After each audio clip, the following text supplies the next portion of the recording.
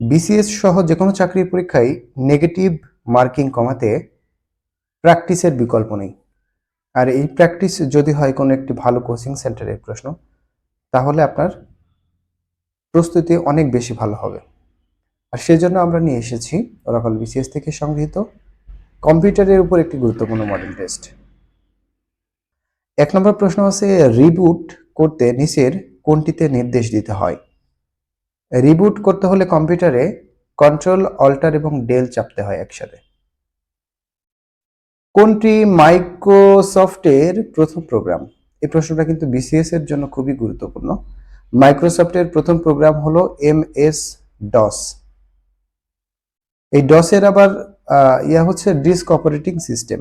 MS তে Microsoft আর disk operating system. 3 নম্বর প্রশ্ন আছে, কোন ফাংশন কি দ্বারা মাইক্রোসফট পাওয়ার পয়েন্টে স্লাইড শো করা যায়? F5 চাপলে মাইক্রোসফটে পাওয়ার পয়েন্টে স্লাইড শো চালু করা যায়। বারকোড রিডার কোন ধরনের ডিভাইস? খুবই গুরুত্বপূর্ণ একটা প্রশ্ন। বারকোড রিডার, আগে বুঝতে হবে বারকোড রিডার কোনটি। বারকোড রিডার হচ্ছে আপনি যখন কোনো পণ্য সুপার শপ থেকে বা কোনো জায়গা থেকে কিনতে যান, দেখবেন ওর গায়ে দাগ দাগ দিয়ে নিচে একটা নম্বর লেখা থাকে, ওটা হচ্ছে বারকোড। ওটা হচ্ছে বারকোড। আর মূলত যখন আপনি টাকা পেমেন্ট করতে যান, তখন কম্পিউটারে একটা জিনিস ধরে কিন্তু ওটা ইনপুট করা হয়, ঠিক আছে, কম্পিউটারের ভিতরে নেওয়া হয় আর কি। অর্থাৎ ওই বারকোডের ভিতরে কম্পিউটারে মানে সেই প্রোডাক্টের ম্যানুফ্যাকচারিং ডেট, কত টাকা মূল্য, কোন কোম্পানি, সবকিছু বিস্তারিত থাকে। তাহলে এটা হবে একটা ইনপুট ডিভাইস।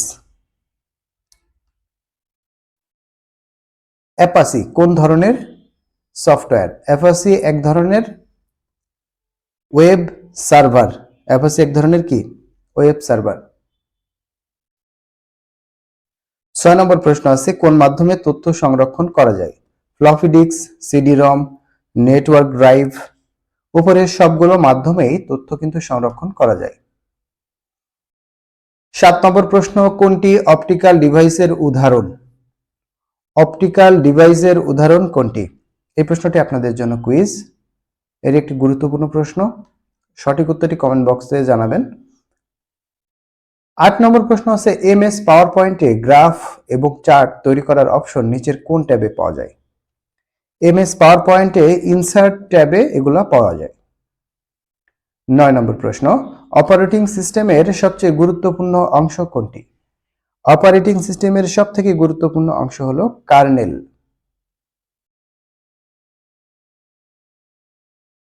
নিচের কোনটি 3G ল্যাঙ্গুয়েজ নয়? 3G ল্যাঙ্গুয়েজ নয়, অ্যাসেম্বলি ল্যাঙ্গুয়েজ, এটি একটা ল্যাঙ্গুয়েজ আর কি। কোনটি চতুর্থ প্রজন্মের ভাষা? ভেরি ভেরি ইম্পর্টেন্ট প্রশ্ন। কোনটি চতুর্থ প্রজন্মের ভাষা? চতুর্থ প্রজন্মের ভাষা আছে ইন্টেলেক্ট। 00111000 এর টুস কমপ্লিমেন্ট ফর্ম কোনটা? টুস কমপ্লিমেন্ট ফর্ম হলো গ নম্বর। এটা একটু ম্যাথ আছে, একটু দেখে নেবেন। 13 নম্বর প্রশ্ন, সুইফট কোডের সংখ্যা কত? সুইফট কোডের সংখ্যা হলো 8টি। কোনটি মৌলিক উপপাদ্য? অপশনগুলোর ভিতরে মৌলিক উপপাদ্য হলো খ নম্বর। 15 নম্বর প্রশ্ন, নর গেটের আউটপুটকে নট গেটের মধ্য দিয়ে প্রবেশ করালে কোন গেট পাওয়া যায় অর গেট। কোন বর্তনী ইবিসি ডিক কোডকে আলফা নিউমেরিক বর্ণে পরিণত করে?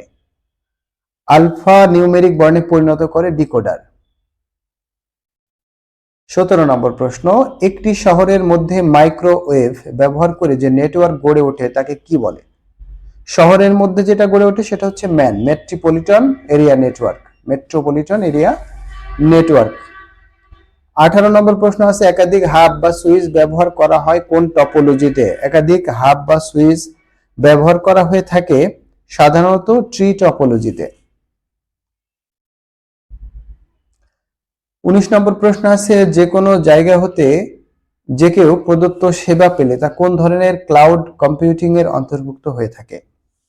তা সাধারণত পাবলিক ক্লাউড কম্পিউটিং এর অন্তর্ভুক্ত হয়।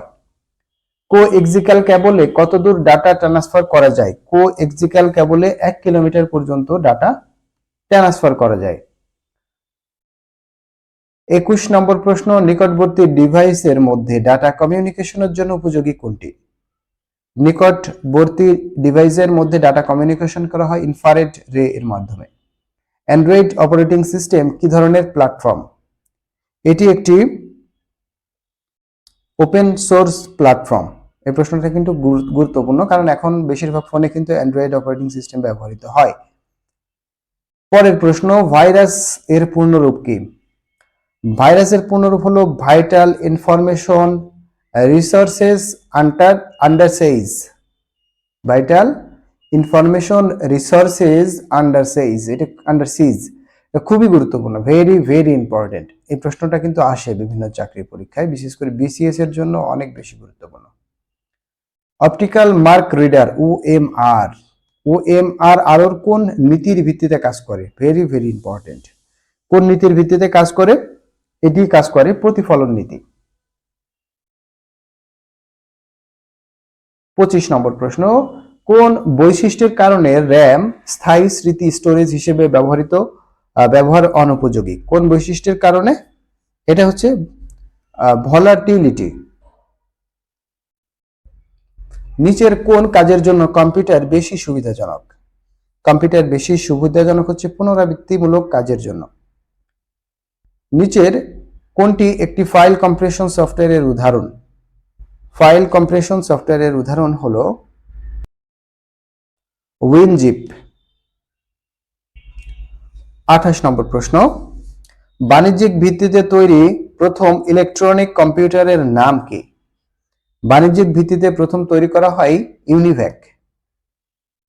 ট্রানজিস্টর ও মাইক্রোসার্কিট প্রস্তুতিতে নিচে কোনটি ব্যবহৃত হয়? ব্যবহৃত হয় সিলিকন।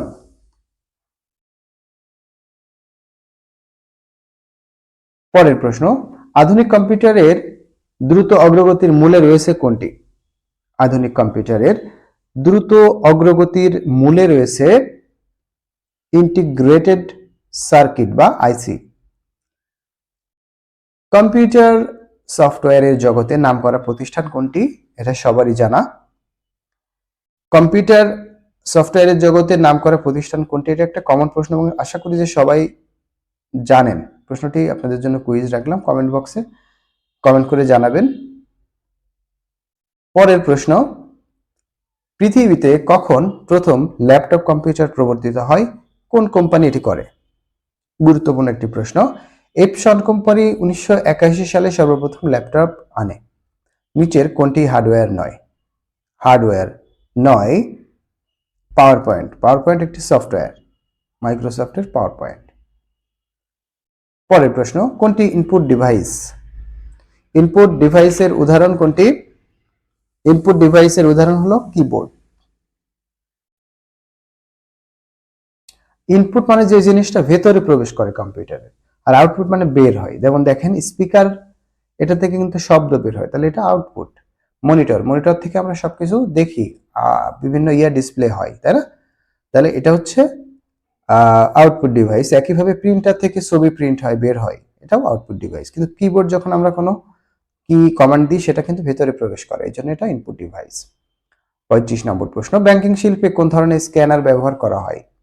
ব্যাংকিং এ সাধারণত ব্যবহার করা হয়ে থাকে MICR scanner, magnetic ink character recognition বা রিডার। 36 নম্বর প্রশ্ন, কোনটি একটি ইমেইল সফটওয়্যার নয়? অপশনগুলোর ভিতরে ইমেইল সফটওয়্যার নয় ক্লিপসো।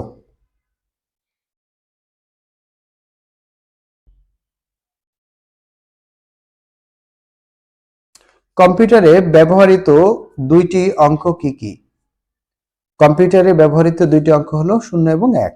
এটা বাইনারি কোড। কম্পিউটার কিন্তু 0 এবং 1 ছাড়া আর কিছুই বুঝে না, এটা হয়তো অনেকেই জানেন না। আমরা যে লেখা লিখি সেটাও কিন্তু 0 এবং 1 এর কমান্ডে।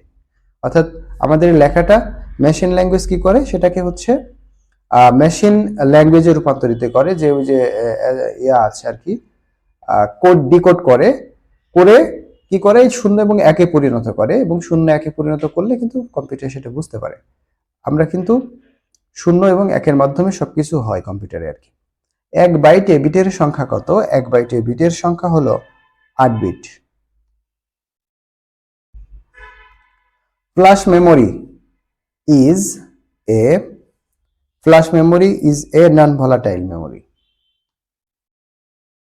কম্পিউটারের স্থায়ী মেমোরি স্টোরেজ কোনটি? কম্পিউটারের স্থায়ী মেমোরি স্টোরেজ হলো রোম। তো বন্ধুরা, এই ছিল আজকের যে গুরুত্বপূর্ণ 40টি প্রশ্ন।